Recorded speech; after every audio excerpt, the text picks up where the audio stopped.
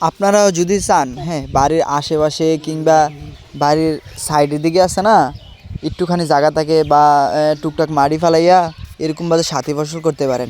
মনে করেন যে রসুন কিংবা পেঁয়াজ, ধনিয়া পাতা, লাল শাক এগুলো আছে না, আপনি রোপণ করলে অল্প দিনে সপ্তাহখানেকের মধ্যেই কিন্তু এগুলা বীজ উঠা যায়।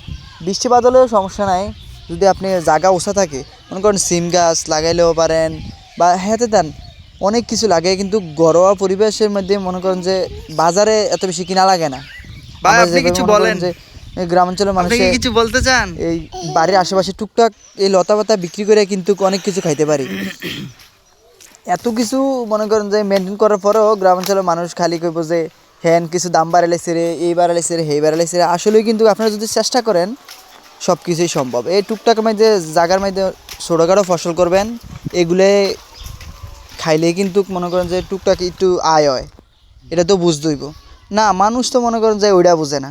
আপনারা চাইলেই কিন্তু এরকম কিছু করতে পারেন। আমি আজ থেকে 1 মাস আগে এগুলা রোপণ করে গেছি, দেখেন কত সুন্দর দেখা যায়, কি মায়া লাগে দেখলে।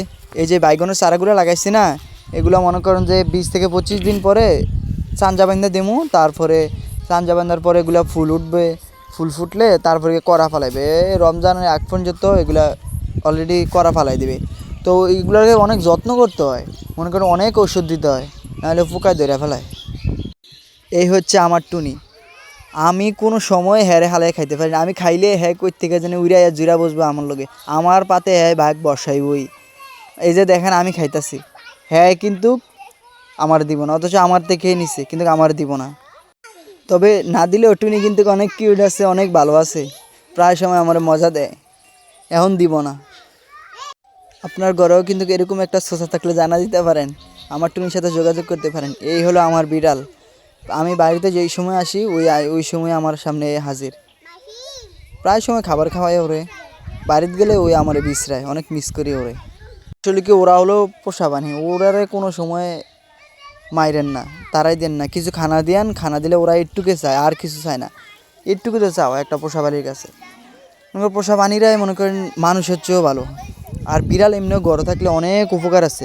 বিড়াল ঘরে থাকলে মনে করেন যে শয়তান কিংবা অন্যান্য আশোয়াশ পড়ে না ঘরে। বিড়াল অনেক একটা উপকারী প্রাণী।